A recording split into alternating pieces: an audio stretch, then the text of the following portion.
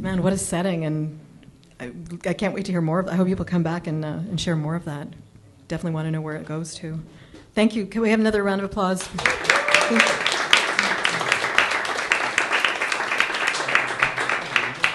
Please join us and please join me in welcoming our next reader, who's just come back from I don't know if he'll tell you about it, but a pretty major trip. And most of it wasn't done on any vehicle at all. So please join me in welcoming Eamon.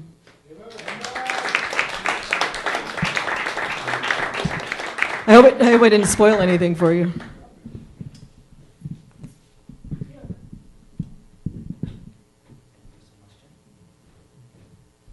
Good evening, everyone.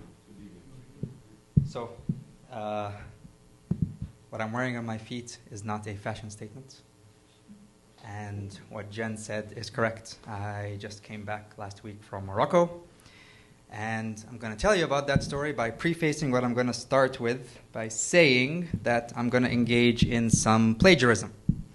So this is storytelling right on right now. So I am going to read something to you, but I did not write it. But it was written about me. So that should count.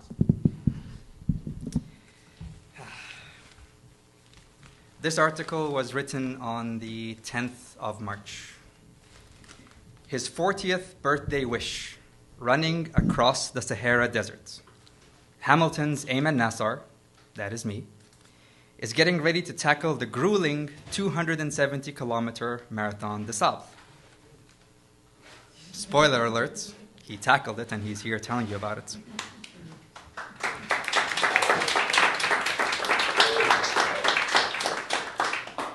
A few weeks from now, he'll be running roughly 270 kilometers across the Sahara Desert in Morocco in conditions that will replicate being in a microwave set on high. So how does someone around here get ready for such a scenario? Turn up the heat in the home gym until the paint is melting off the walls, dump a bucket of sand on the treadmill, and then run until every drop of sweat leaves his body? No.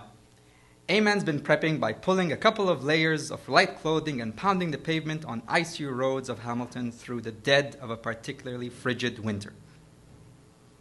I literally ran when I saw my breath crystallize on my eyelashes when I was here.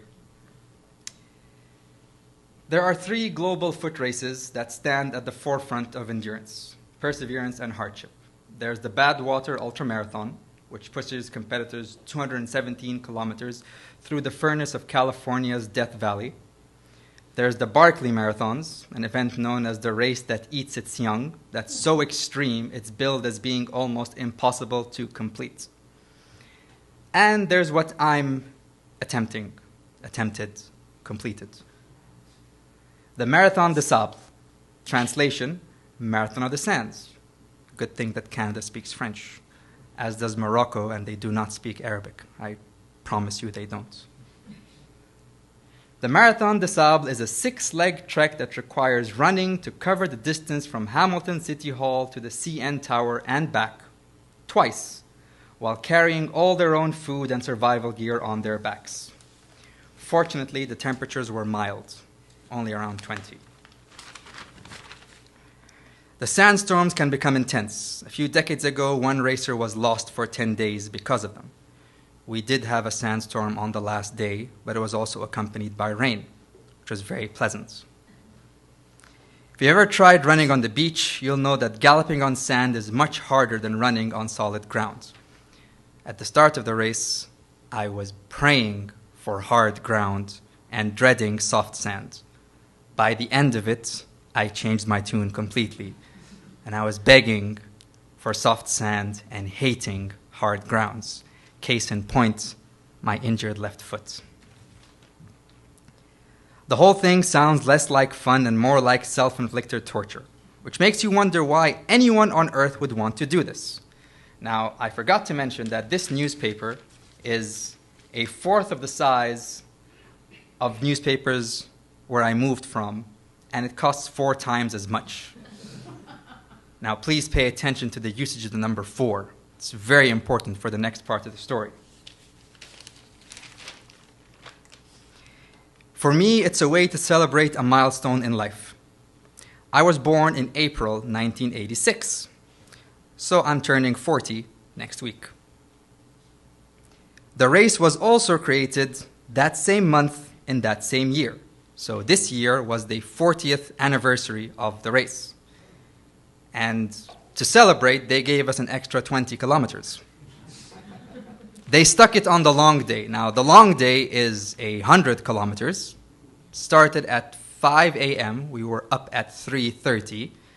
And I completed it in 22 hours. Non-stop. They had checkpoints every 7 to 10 kilometers. At the fourth checkpoint of the fourth day, which would have been about 150 kilometers, they rewarded us with this. A buff. No t-shirt, just a buff.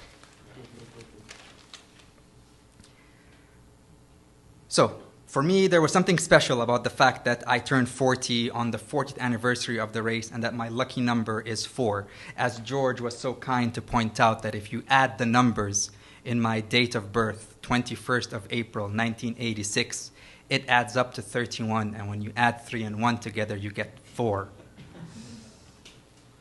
Also, my son was born April 4th. So, to be clear, running is not new to me. I've been running for a very long time. But running this kind of race was something that I never dreamed that I could do until I did it.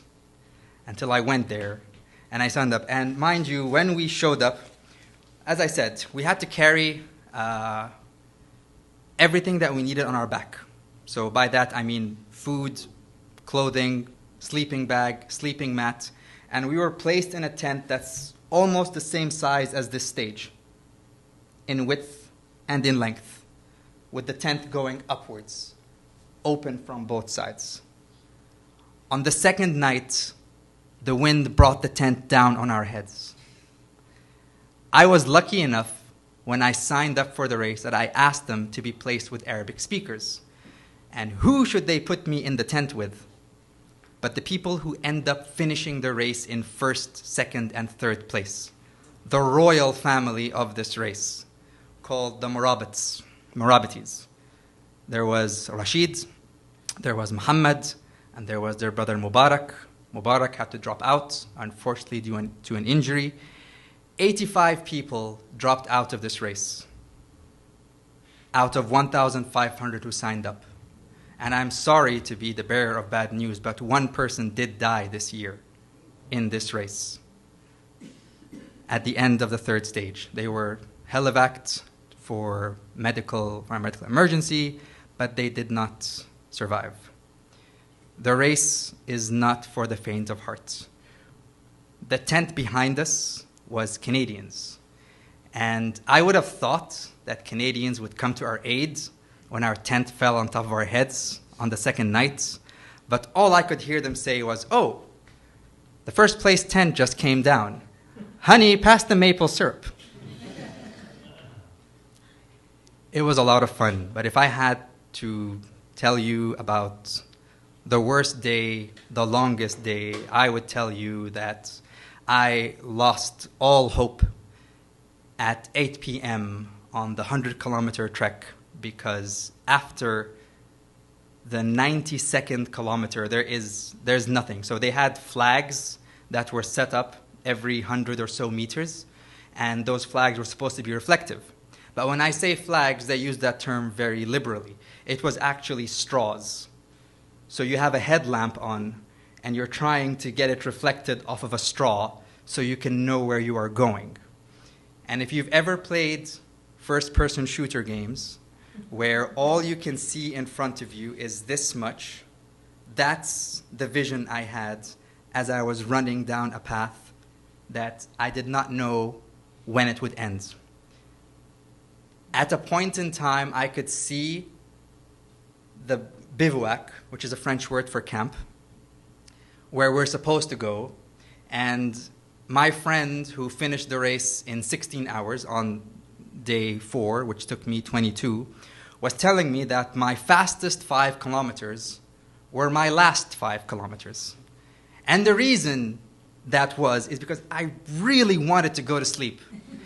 And I was so tired, and I was so fed up, and I did not know where I was going. And I would look in certain places, and I would lose track of where I'm supposed to go.